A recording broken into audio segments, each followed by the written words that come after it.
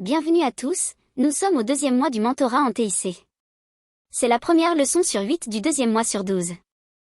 Aujourd'hui, nous allons nous concentrer sur comment faire fructifier de petits comptes sans prendre de gros risques. Avant de commencer, il est évident que nous devons savoir ce que nous devons éviter. La première chose à faire est de ne pas essayer de chercher des gains massifs en pipe ou en pourcentage. Je peux vous dire que j'ai été victime de cela en tant que nouveau trader. Je pensais pouvoir devenir riche très rapidement. En tant que trader, lorsque j'ai commencé à voir à quelle vitesse les profits peuvent venir, ça vous fait penser que c'est comme la loterie à chaque fois que vous vous asseyez devant votre ordinateur. Mais ce n'est pas le cas, d'accord?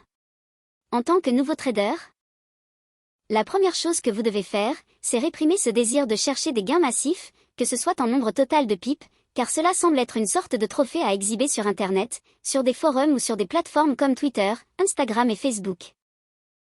Ce n'est pas important combien de pipes vous avez et ce n'est pas important combien d'argent vous gagnez. Ce qui compte, ce sont les rendements en pourcentage pour réellement construire une richesse constante. Et vous n'avez pas besoin de chercher de hauts pourcentages pour construire une richesse. N'exposez pas votre capital à de gros risques dans l'espoir de gros rendements ou profits équivalents. Il n'est pas nécessaire de prendre beaucoup de risques sur vos trades pour gagner beaucoup d'argent. C'est plutôt myope et c'est une idée fausse pour les nouveaux traders lorsqu'ils entrent dans cette industrie. Ils pensent qu'ils doivent avoir beaucoup d'argent et prendre beaucoup de risques pour gagner de l'argent, mais ce n'est pas vrai.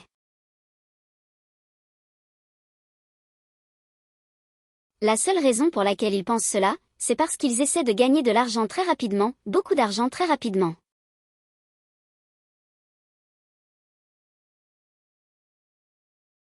C'est l'une des leçons qui m'a fallu du temps pour l'apprendre au début de ma carrière. Je pensais que je devais prendre beaucoup de risques sur les trades, sinon je ne verrais pas mon compte croître, et ce n'est pas tout à fait vrai. Une fois que j'ai compris le facteur d'intérêt composé, il ne faut pas beaucoup de temps pour que votre argent se multiplie, peu importe combien vous commencez avec. Vous pouvez commencer avec un budget serré, même avec seulement $100. $100 peuvent croître de manière exponentielle avec le temps si vous vous y soumettez. Et maintenant, imaginez si tout le monde commençait avec $100. Premièrement, vous ne seriez jamais à court d'argent si vous faisiez des erreurs au départ. Deuxièmement, qui dit que vous ne pouvez pas ajouter plus d'argent une fois que vous gagnez en confiance? C'est là que tout le monde se précipite, ils veulent tout prendre, ils sont prêts à risquer et à perdre, mais pas vraiment le perdre, et ils le mettent dans leur compte, et ils le mettent tout dans un ou deux trades et espèrent gagner à la loterie. Vous n'avez pas besoin de faire ça. Tu n'as pas du tout besoin de faire ça. Tu peux définir réellement tes échanges avec un risque très faible en termes de capital total et ensuite le regarder se développer au fil du temps. C'est ainsi que tu fais grandir un compte. Ne sacrifie pas ton capital de trading pour une mauvaise planification ou son absence. Comme je viens de le mentionner au point numéro 3, c'est très important que tu comprennes qu'il n'est pas nécessaire de prendre de gros risques pour accumuler de la richesse. Tu dois avoir des paramètres cohérents qui te permettront un bon modèle de risque pour chaque échange avec des paramètres de risque faibles bien définis. Les configurations doivent avoir un risque bien défini, idéalement 2% si tu es un nouveau trader, mais pas plus de 2% en moyenne. Tu n'as pas besoin de prendre plus de risques que cela pour accumuler de la richesse. À quoi dois-tu viser? Sur quoi devrais-tu te concentrer à l'avenir si tu as un petit compte et comment le développer? Eh bien tu dois déterminer à quel point réalistement tu peux anticiper un modèle favorable de récompense-risque. À quoi cela ressemble? Nous allons en parler un peu dans cet enseignement spécifique. Tu vas devoir apprendre à respecter le côté risque des configurations d'échange plutôt que la récompense. Trop souvent, et je l'ai fait aussi en tant que nouveau trader, nous ne pensons pas à perdre de l'argent, tu sais. Parce qu'après tout, nous avons toujours raison. Le fait est que nous pensons uniquement aux bénéfices et nous ne nous préoccupons pas vraiment ou nous ne respectons pas le fait que nous pourrions perdre sur chaque échange. Combien de fois as-tu commencé un échange? En tant que nouveau trader, peut-être étais-tu nerveux quand tu as commencé, mais quand tu as mis le trade? L'avidité te pousse dans ce trade, l'avidité te met dans cette position où tu essaies de gagner de l'argent, mais une fois que la transaction commence et que tu es sur le marché, cette avidité se transforme en peur. J'espère faire de l'argent, et si je n'en fais pas voir? Lorsque nous mettons le trade pour la première fois, nous ne sommes pas nécessairement effrayés à moins que nous ayons peur de manquer le mouvement. C'est l'avidité qui te met dans le trade.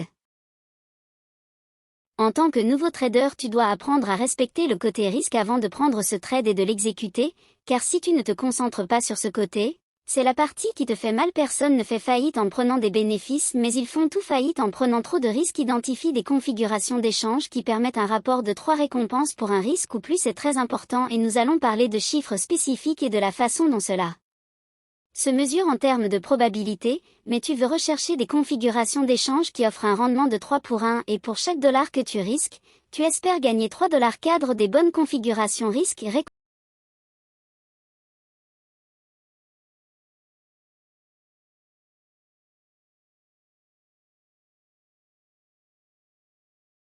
Encore une fois, cela revient à avoir un risque très faible si tu as des configurations d'échange très bien définies.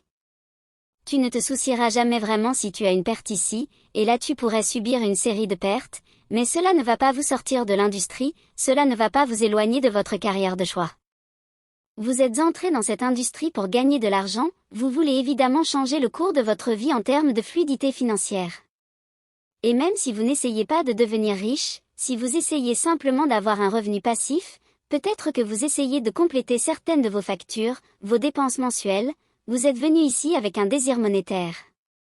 Alors gardez cela à l'esprit, vous voulez le faire pendant longtemps, pas seulement avoir de la chance pendant une courte période et gagner beaucoup d'argent, car cela n'arrive pas.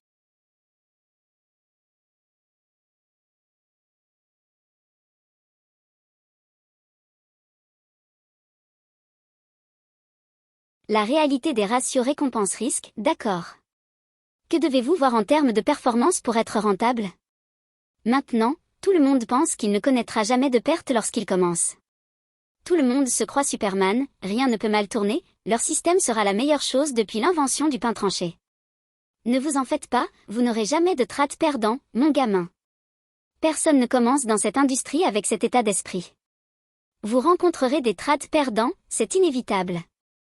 Donc, quand on parle de précision, la précision n'est même pas nécessaire en termes de haute précision pour gagner de l'argent.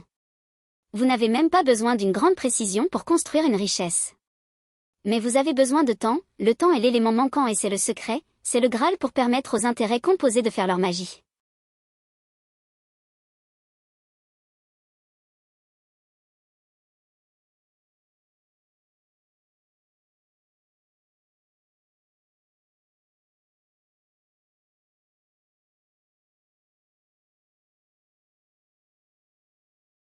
Alors ma question pour vous est la suivante, pensez-vous être un trader avec un taux de réussite de 75%? En d'autres termes, chaque trade que vous prenez, 75% de ces trades sont gagnants.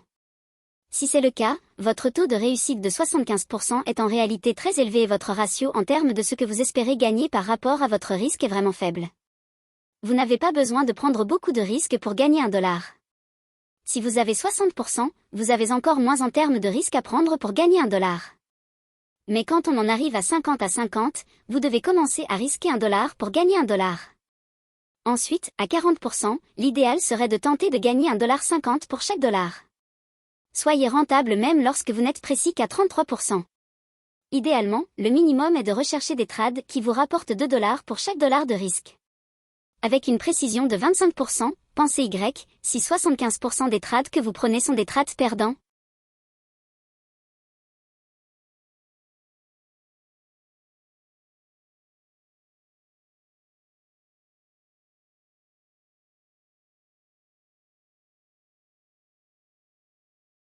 Le ratio minimum de rentabilité est que tu dois rechercher des échanges qui rapportent 3 pour 1. Maintenant, réfléchis à cela pendant un moment. Si nous regardons le minimum objectif en termes de précision, cela signifie 25 précis. Nous recherchons des échanges qui vont se concrétiser, espérons le 3 dollars de récompense pour 1 dollar de risque.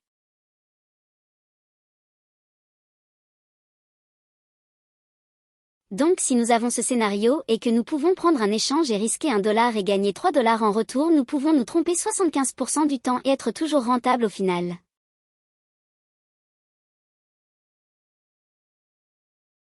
Maintenant réfléchis à cela, si vous grandissez dans la compréhension des choses que je vous enseigne. Vous dites que vous devenez rentable dans la mesure où la moitié de vos transactions sont rentables.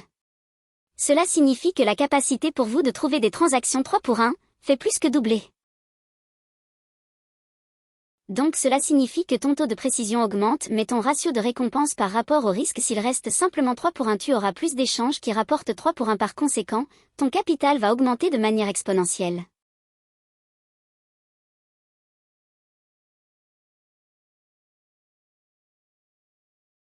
Et que se passe-t-il lorsque ton taux de réussite dépasse 50%? Qu'arrive-t-il si tu as un taux de précision de 65 à 70% et que tu cherches toujours des échanges 3 pour 1? Ton argent croît de manière exponentielle et que se passe-t-il lorsque tu commences à rechercher des ratios de récompense par rapport au risque de 5 $ payés pour 1 $ de risque et que tu as une précision de 70%? Soudainement, la richesse n'est pas si loin maintenant, en regardant un exemple de trading avec des statistiques derrière.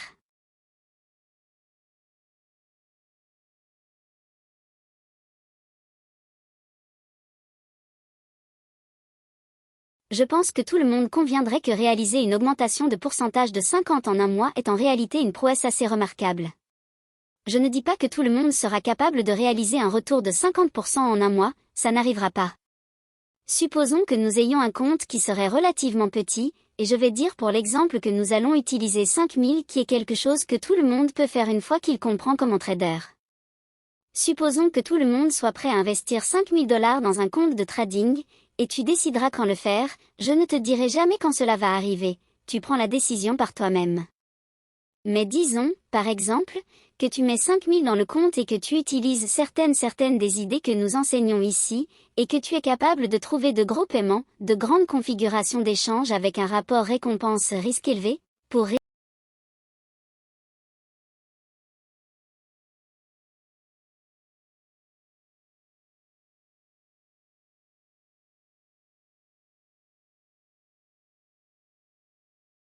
Il ne faut pas beaucoup d'échanges pour y parvenir, mais ça demande des configurations hautement sélectives et vous devez faire certaines choses pour que cela se concrétise.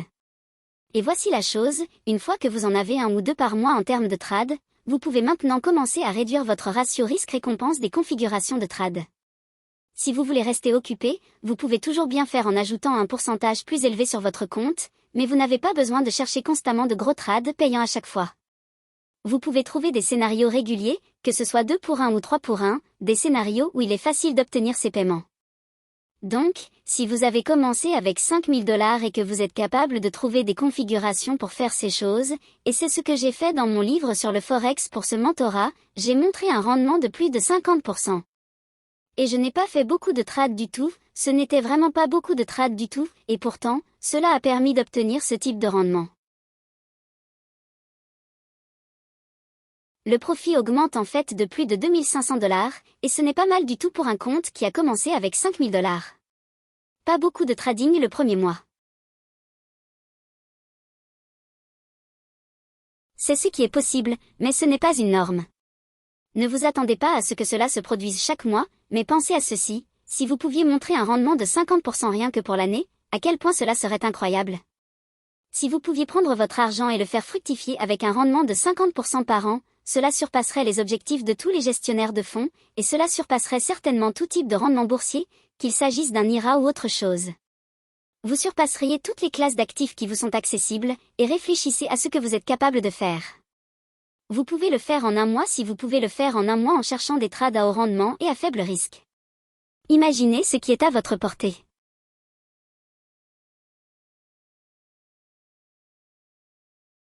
C'est celui sur lequel vous devez porter le plus d'attention, et j'ai dit que vous devez respecter cet aspect, car les pertes sont ce qui vous fera du mal. Cela vous fera du mal psychologiquement et cela vous fera du mal financièrement. Comme vous pouvez le voir, notre objectif est d'avoir le moins de pertes possible. Vous allez subir des pertes, ce compte subira des pertes, vous le verrez. Mon objectif n'est pas de vous montrer d'énormes pertes pour que vous puissiez voir comment il s'en sort. L'idée de ce mentorat est d'éviter les importantes pertes. Et évidemment, en un mois avec 10 trades, je dis à tout le monde que mon objectif moyen pour la semaine est de 50 à 75 pips par semaine, et vous pouvez voir ici que le gain moyen est de 51,80 pips, avec un total de 518 pips pour le mois avec 10 trades. Et je pense que c'est assez constant par rapport à ce que je suis capable de faire sur une base mensuelle. Je n'essaie pas de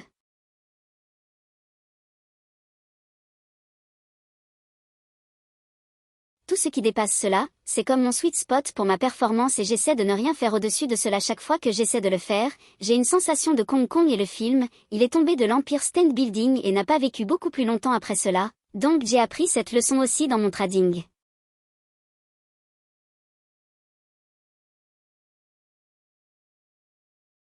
Sur quoi devrais-tu te concentrer au début?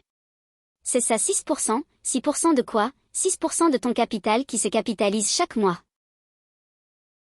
Maintenant ça ne semble pas grand-chose, ça ne semble pas excitant, ça ne te donne pas la chair de poule.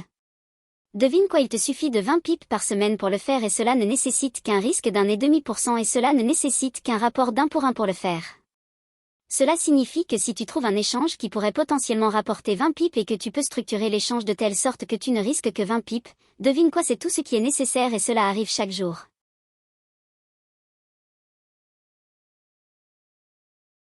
Maintenant, je ne préconise pas de rechercher des échanges à rapport d'1 pour 1, mais je vais te montrer par exemple à quel point il est facile d'obtenir cela lorsque ton taux de réussite augmente et ta compréhension de l'action des prix et configurations sont présentes chaque jour de trading. Maintenant, encore une fois, je le précise, je n'essaie pas d'inculquer une mentalité de guerrier où tu entres et tu essaies de prouver au monde que tu peux trader tous les jours et obtenir tes 20 pips, 40 pips ou ce que tu essaies de faire chaque jour. Je ne pense pas que cela puisse être fait de manière constante tous les jours. Si tu le fais, tu invites des pertes et il n'y a pas de journée de trading qui semble bonne au départ et se gâte rapidement. Tu veux trader dans des conditions hautement sélectives et lorsque tu fais cela même avec des rapports récompenses risque faible à 1 pour 1, tu peux toujours obtenir un rendement de 1,5% par semaine avec un seul échange. C'est tout ce dont tu as besoin et tu auras effectivement un peu plus de 6%, mais que fait 6% capitalisé chaque mois, cela double ton argent chaque année.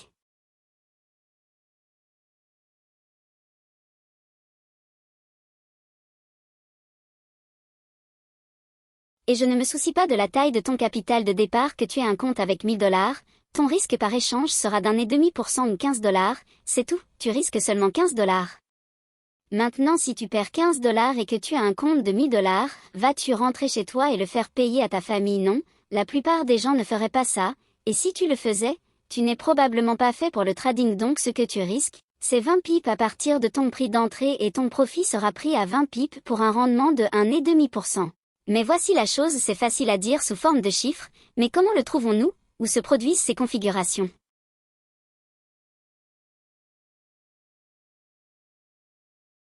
Eh bien, les configurations de 6% par mois se forment spécifiquement, et les plus faciles à trouver sont sur ton graphique quotidien, et ils facilitent la tâche.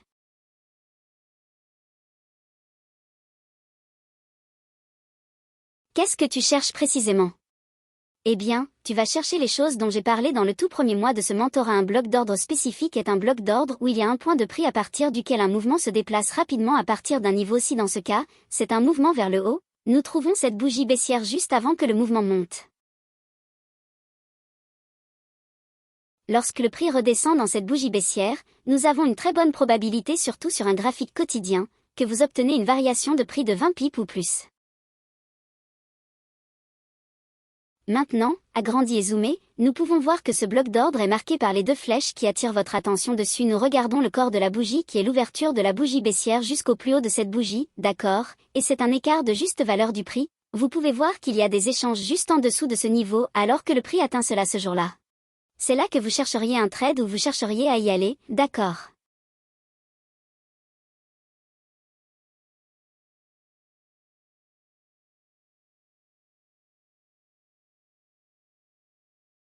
Mais pas simplement lorsque cela atteint ce niveau, nous allons attendre quelque chose pour nous donner une confirmation. Évidemment la même chose se produit sur un intervalle de temps plus court, nous cherchons le bloc d'ordre, nous allons simplement réduire parce que tout dans le prix est fractal, donc nous mettons en évidence spécifiquement le niveau 0,7512.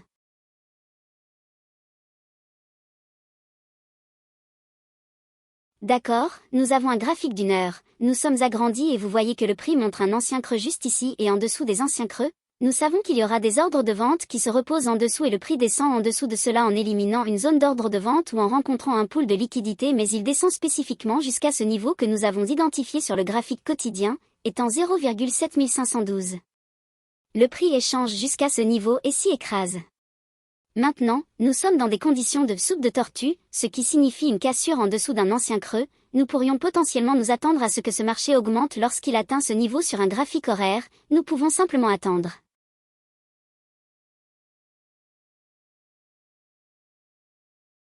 Nous allons attendre des confirmations. Le marché veut aller plus haut à partir de ce niveau, en d'autres termes, nous allons attendre pour voir si la banque soutient ce niveau. Si c'est le cas, nous savons déjà en regardant ce que nous avons appris au cours du premier mois qu'il y a des ordres d'achat au-dessus de ces sommets égaux, juste au-dessus d'ici, il y a des sommets égaux et je vais vous demander avant de vous le montrer à nouveau, où s'attendriez-vous à ce que des ordres d'achat soient situés au-dessus du marché sur ce graphique? C'est ça juste là, donc les ordres d'achat sont au-dessus de nous pouvons donc cartographier les zones où nous pouvons chercher à prendre nos bénéfices avant même de placer le trade. C'est important, vous devez savoir où vous en êtes en termes de prise de risque et de récompense, où allez-vous prendre vos bénéfices, où pensez-vous que le marché sera attiré et pourquoi le marché devrait-il réagir à ces niveaux spécifiques en regardant ce niveau de 0,7512? C'est important parce que nous savons que nos trades sont basés sur le graphique quotidien. Ce n'est pas une configuration de 5 minutes, c'est basé sur un niveau institutionnel sur un graphique quotidien. Maintenant ici, nous avons le marché qui monte à travers la bougie baissière ici, c'est le bloc haussier du carnet d'ordre, le prix le traverse. Ici, une fois que cela se produit, nous identifions l'ouverture et le plus haut de cette bougie, c'est là que l'achat aurait lieu, d'accord.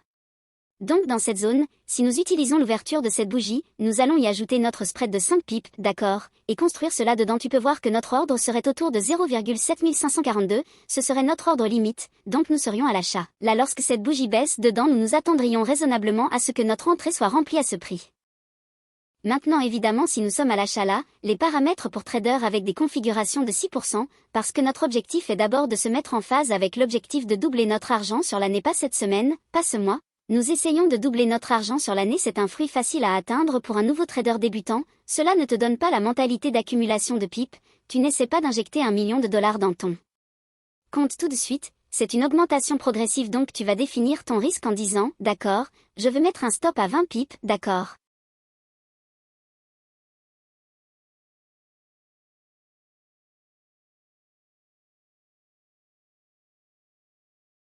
Cela place ton stop en dessous du milieu de cette bougie baissière, donc tu as un bon modèle de risque ici et aussi cela le cadre très bien car nous ne voulons pas voir le prix descendre en dessous du milieu de cette bougie baissière, il a déjà montré une volonté de descendre en dessous d'ici et d'atteindre le stop, donc s'il veut aller plus haut, il ne redescendra pas en dessous du milieu de cette bougie baissière ou du bloc d'ordre haussier, donc notre stop est à 75,22, notre entrée est à 75,42, nous avons un stop loss de 20 pips et évidemment dès que nous atteignons ce niveau ici, nous sommes déjà à 1 pour 1. Donc à ce stade, nous pourrions être à l'achat ici, nous sommes déjà à devine quoi 1,5% de profit. Maintenant, une fois que nous atteignons 1,5% de profit. Cela signifie-t-il que nous clôturons le trade? Nous le pouvons absolument, nous le pouvons, c'est un rapport d'1 pour 1 et nous ferions notre rendement d'1,5%, et c'est rapide, tu as fini en quelques heures, tu as fini pour la semaine. Mais avec quoi avons-nous d'abord commencé ce trade? Nous l'avons encadré avec les ordres d'achat ici et les ordres d'achat ici. Donc lorsque le prix atteint notre premier profit, nous pouvons commencer à prendre notre risque et le réduire en prendre une partie en fait, nous pourrions probablement faire ceci. Nous pourrions prendre la moitié de la position et devine quoi, nous ferons cela, nous ferons un rendement de 0,75% sur le trade une fois qu'il atteint ce niveau ici, juste ici, c'est le premier objectif. Donc maintenant nous avons déjà encaissé 0,75 ou 3/4 de 1% et nous permettons au prix de se développer jusqu'à un autre niveau, mais devine quoi? Dès que nous atteignons ce niveau ici, nous sommes à nouveau à 1,5%, nous avons atteint un autre objectif de profit ici avec un multiple de 2, donc maintenant nous sommes à nouveau à 1,5%, mais nous avons déjà encaissé 3/4 de 1%. Maintenant souviens-toi, le 100 est un profit ouvert, c'est encore virtuel, il n'a pas encore été réalisé.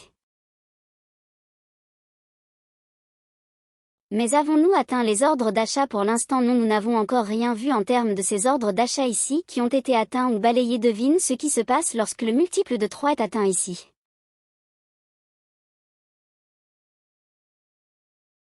Maintenant, nous avons ajouté 20 pips de profit supplémentaires et nous avons éliminé les stops. Nous pouvons donc prendre une autre partie de notre position, nous pouvons en retirer un quart, nous pouvons en retirer la moitié, peu importe ce que vous voulez faire, je ne vous donne pas encore de structure. Mais je veux que vous réfléchissiez à vous rémunérer ici, d'accord, et vous auriez fait beaucoup plus que ce qui serait nécessaire pour réaliser un rendement de 1,5 et vous avez gradué vos sorties en fonction de zones logiques où le prix devrait atteindre à ce stade. Après avoir atteint votre deuxième multiple, votre stop doit être à break-even, donc vous seriez ici à votre entrée. Maintenant vous n'auriez plus aucun moyen pour que cela vous fasse sortir en dessous de votre point d'entrée, d'accord, et vous avez déjà encaissé une position dans la position que vous avez partiellement réduite.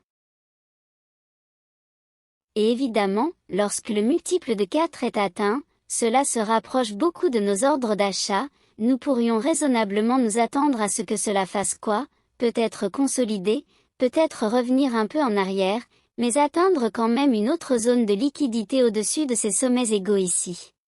Et ensuite, finalement, nous atteignons un multiple de 5, cela élimine les ordres d'achat ici et devine quoi, je te laisse étudier cela en termes de combien d'opportunités tu aurais pu saisir en termes de réduction de la taille de position si tu avais gardé enlevé la moitié de la position multiple de 1, en d'autres termes, si tu avais fait 20 pips et si tu en avais enlevé la moitié, et si tu avais laissé l'autre moitié monter jusqu'à atteindre ses stops.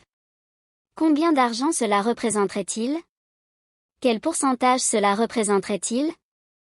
Qu'est-ce que cela ferait pour ton compte, et si tu enlevais un quart de la position ici à 20 et que tu laissais le solde restant monter? Et si tu enlevais les 3/4 ici et que tu laissais un quart de la position courir? Toutes ces choses sont destinées à ton étude et il est important que tu le fasses, car je veux que tu réfléchisses à ce qui t'est disponible. Ceci n'est qu'une seule configuration encadrée sur un graphique quotidien et cela visait quoi?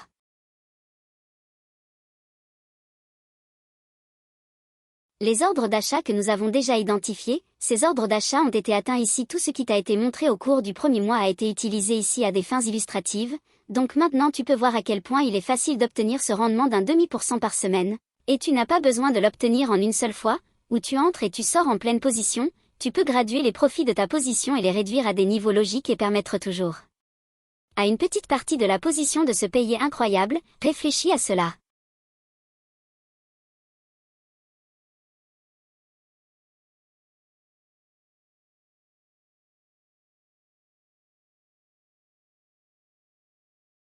Disons que tu as enlevé la moitié de la position ici, d'accord, donc tu as 0,75 ou 3/4%.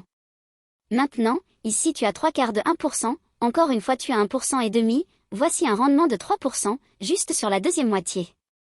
Maintenant, réfléchis à cela, tu as réalisé 3,5% sur la deuxième moitié, plus 3/4%, donc tu es à plus de 4% rien qu'avec ce trait dans le gradient et en le réduisant progressivement. Maintenant, qu'est-ce qui se passerait si tu faisais cela chaque semaine maintenant? Et si tu le faisais 2 fois par semaine, que se passe-t-il si tu le faisais 3 fois par semaine? Combien ton argent grandirait-il si tu trades de cette façon? Tout est organisé, tout est spécifiquement conçu, tu n'exécutes que dans un seul but précis, tu achètes à des niveaux spécifiques, tu vends à des niveaux spécifiques, tu déplaces ton stop seulement lorsque des niveaux spécifiques sont atteints, car nous allons te donner toutes ces choses, mais réfléchis à cela, c'est un rapport de 5 à 1.